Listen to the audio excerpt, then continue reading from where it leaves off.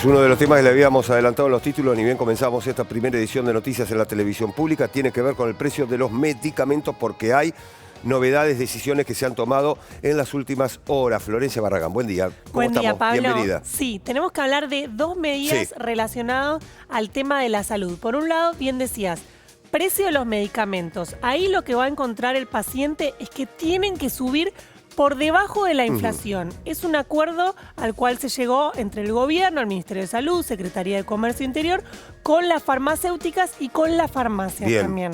Esa una medida. Y atención, la segunda medida, pacientes cuidados se llama. ¿Qué significa esto?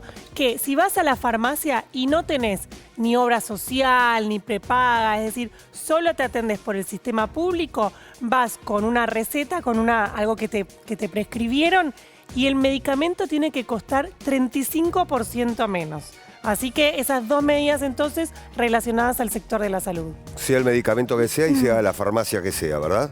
Sí, así es. Ayer fue una conferencia de prensa donde se anunció todo en Casa Rosada y estaba el titular de la Cámara de los Laboratorios contando, bueno, que hay muchísimos laboratorios adheridos, pero por el otro lado también estaba Isabel Reynoso de la Cámara de las Farmacias y decía que entonces iban a estar farmacias adheridas en todo el país. Como ocurre siempre en estas cosas, son acuerdos voluntarios, así que puede ser que alguna farmacia eso te lo preguntaba, claro, no lo encuentres. Pero lo cierto es que allí estaba sentada firmando el acuerdo la persona que agrupa a todas las farmacias y dijo que están adheridas en todo el país. En lo que respecta al precio de los medicamentos, van a aumentar, pero por debajo de la inflación. Esto ya es un acuerdo, es una decisión tomada, porque recordemos, Florencia, que los precios de los medicamentos se han ido en muchos casos por las nubes, ¿no?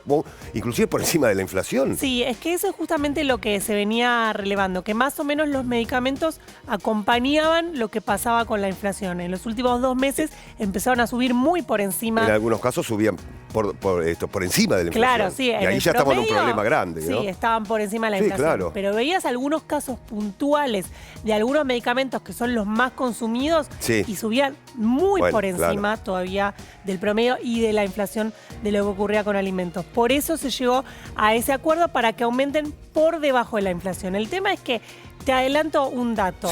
Deben estar por debajo de la inflación del mes anterior. La inflación en junio, 5,3%. Tienen que estar en alrededor de 4%. Dice el acuerdo, al menos un punto por debajo de la inflación. Es decir, deberían estar en 4% para julio. Ahora, si vos ves cuánto aumentaron en lo que va de julio, están en 5%. Ahí está la cuestión. Es decir que va a haber que tener que retrotraer algunos precios también. Reiteremos también una información importante. Este 35% de descuento a aquellas personas que van con una receta a una farmacia, no tienen prepaga, no tienen obra social y tienen la obligación, el farmacéutico, de descontarle el 35% en cada medicamento que le esté ordenando un médico a través de una receta, ¿no? Desde ya. Sí, y es una información muy importante porque estaba viendo los datos del INDEC. A ver, ¿cuántas personas son las que solo se atienden en el sistema público? Y el 30% de la población. Es decir, 1 de cada 3 personas no tiene ni obra social, ni mutual, ni prepaga. Y hasta ahora pagaba los medicamentos el 100%, sin ningún descuento, claro. Claro, así es. Solo se atendía por el sistema